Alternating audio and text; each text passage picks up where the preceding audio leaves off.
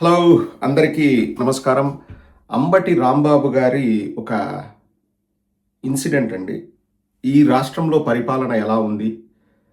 అసలు ప్రజాస్వామ్యం అన్నది ఉన్నదా? అన్నది ఆ ఉదంతాన్ని చూస్తే మనకు చక్కగా అర్థమవుతుందండి. నేను ఆ వీడియో చూపించలేను. ఎందుకంటే వీడియో చూపిస్తే మళ్ళీ మనకు ఏదో ఇది కంటెంట్‌లో ఏదో ఉంది అది ఇది అని చెప్పేసి యూట్యూబ్ వోళ్ళు గోల పెడతారు.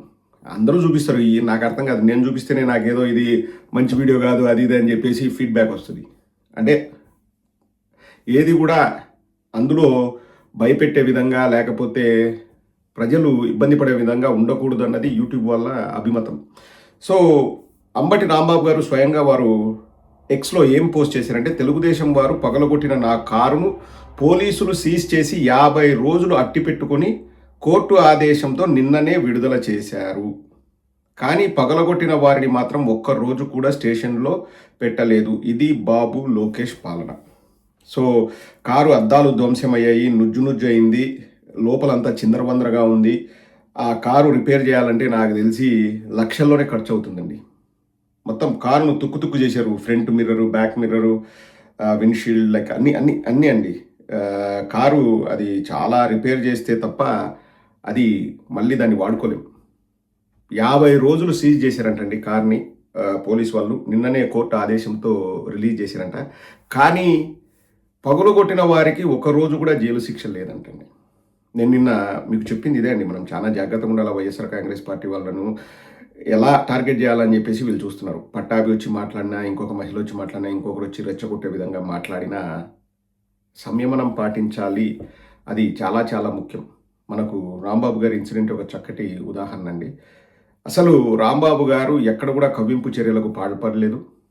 వాళ్ళు ఒక పోస్టర్లు బయట పెట్టి ఇంకా ఏమీ కాకుండానే కోర్టు తీర్పు ఇవ్వకుండానే వాళ్ళు జగన్మోహన్ రెడ్డి గారి పైన నింద మోపడానికి లడ్డూ విషయంలో వాళ్ళు ప్రయత్నిస్తే ఈ పోస్టర్లు పెట్టడము ఇల్లీగల్, చట్ట విరుద్ధము, వీటిని 24 గంటల్లో తీసేయండి అని చెప్పి అక్కడికి వెళ్ళి ఒక వీడియో చేశారు అంబటి రాంబాబు గారు. అంతకంటే వారు ఏమీ చేయలేదు. ఎందుకంటే అది చట్ట విరుద్ధం. చంద్రబాబు నాయుడు తప్పు చేశాడా, పవన్ కళ్యాణ్ తప్పు చేశాడా, లోకేష్ తప్పు చేశాడా, జగన్మోహన్ రెడ్డి గారు తప్పు చేశారా, బీజేపీ వాళ్ళు తప్పు చేశారా అన్నది ఇంకా కోర్టు నిర్ణయించలేదు. ఛార్జ్ షీట్లో 36 మంది ఉద్యోగుల పేర్లు పెట్టారు. అండ్ ఎక్కడా జంతు కొవ్వు లేదు అని చెప్పారు. అవాక్కైన టీడీపీ వాళ్ళు. ఎందుకంటే వాళ్ళు మొత్తం ఈ స్టోరీ బిల్డ్ చేసిందే, ఈ కథకు మూల కారణం, దానికి బేస్ ఏంటంటే జంతు కొవ్వు లేకపోతే జంతు కళేబరాలు, జంతు చర్మాలు ఇవన్నీ కలిశాయని చెప్పేసి వాళ్ళు స్టార్ట్ చేశారు. అలా కలిశాయి అన్నందుకే ఆగ్రహించిన సుప్రీంకోర్టు సిబిఐ వాళ్ళతో కూడిన సిట్ వేసింది.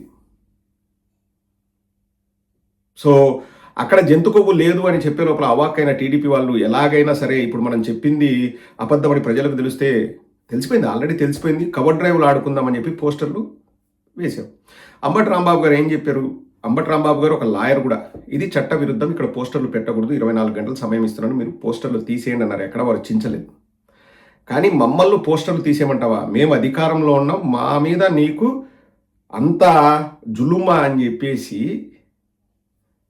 రెచ్చగొట్టి అంబటి రాంబాబు గారిని తిట్టి, తూలనాడి, దుర్భాషలాడి, వారిని ఇబ్బంది పెట్టి, వారింట్లో ఆడవాళ్ళని పెట్రోల్ బాంబులతో సజీవ దహనం చేయాలని ప్రయత్నించి పగలగొట్టి ఆఫీసు ధ్వంసం చేసి, ఇల్లు ధ్వంసం చేసి, కార్లు ధ్వంసం చేసి ఇవన్నీ చేస్తే అంబటి రాంబాబు గారికి 18 రోజుల జైలు శిక్ష.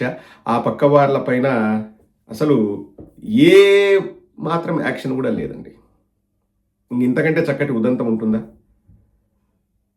ఇంతకంటే చక్కటి ఉదంతం ఉంటుందా? ఎలా కక్ష తీర్చుకుంటున్నారు ఈ పాలకులు అని చెప్పడానికి.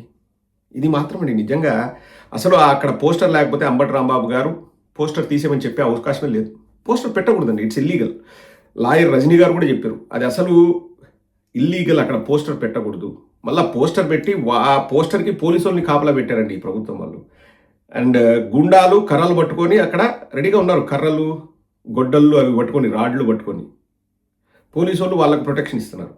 అంటే పోలీసుల్ని ఎంత దారుణంగా ఈ ప్రభుత్వం వాడుకుంటుందో ఒకసారి ఆలోచన చేయండి. ప్రజాస్వామ్యం ఉందా అని అడుగుతున్నాను, ప్రజల్ని అడుగుతున్నాను. ప్రజాస్వామ్యం ఉందా? ఇప్పుడు కవ్వింపు చర్యలకు పాల్పడింది వాళ్ళే, తర్వాత రెచ్చగొట్టింది వాళ్ళే, తర్వాత మనుషుల్ని కొట్టింది వాళ్ళే, తర్వాత ధ్వంసం చేసింది వాళ్ళే. కానీ జైల్లో ఉండింది మాత్రం రాంబాబు గారు. బాధితుల్ని జైల్లో పెట్టారు.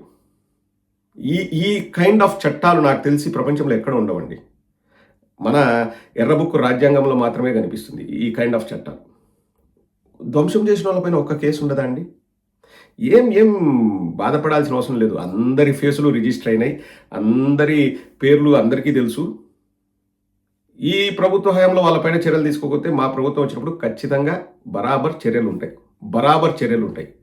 ఏమి అందులో అనుమానాలు ఉండనే అవసరం లేదు. ఎవరు కూడా అనుమానాలు పెట్టుకోవాల్సిన అవసరం లేదు. కానీ సంయమనం అనేది పాటిద్దాం. నేను వైఎస్ఆర్ కాంగ్రెస్ పార్టీ కార్యకర్తలకు చెప్పేది అదే. ప్రతి ఒక్కరికి బాధ ఉంటుంది. ప్రతి ఒక్కరు హర్ట్ అవుతుంటారు. కానీ సంయమనం అనేది పాటిద్దాం. ఆలోచనప్పుడు తలదించుకోవాలా అని సామెత ఊరికే పుట్టలేదండి. చూద్దాం. అంటే వాళ్ళు పరీక్షిస్తున్నారు. మన పేషెన్స్‌ని, సహనాన్ని పరీక్షిస్తున్నారు. మనం అజెండా ఒకటే పెట్టుకున్నాం. మన నాయకుడి అడుగుజాడల్లో నడవాలనే అజెండా మనది. మన నాయకుడు కూడా ఏ రోజు కూడా కక్ష సాధిద్దాం, కక్షపూరిత చర్యలకు ఏ రోజు కూడా పాల్పడలేదు.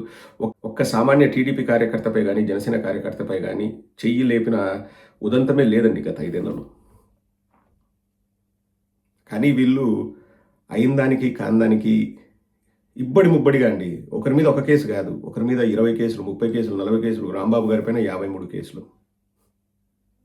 ఒక దాంట్లో బెయిలొస్తే ఇంకో దాంట్లో, ఇంకో దాంట్లో బెయిలొస్తే ఇంకో దాంట్లో, ఇంకో దాంట్లో బెయిలొస్తే ఇంకో దాంట్లో.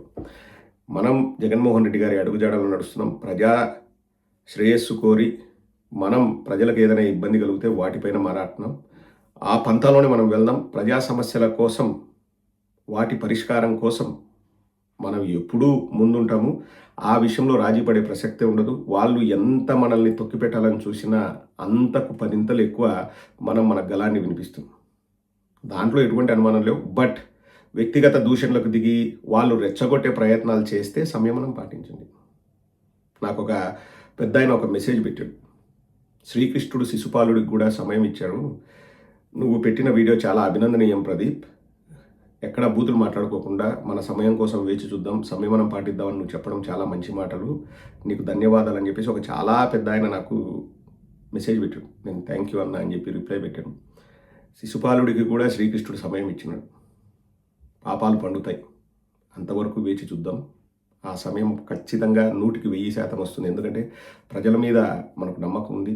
మనం ప్రజాస్వామ్యాన్ని కాపాడాలి, ప్రజల కొరకు మనం పనిచేయాలనే ఏకైక ఉద్దేశంతో మనం వెళ్తున్నాం. వ్యక్తిగతంగా వాళ్ళు కక్ష తీర్చుకోవాలి, సునకానందం పొందాలి, మా ఈగోని సాటిస్ఫై చేసుకోవాలని వాళ్ళు వెళ్తున్నారు.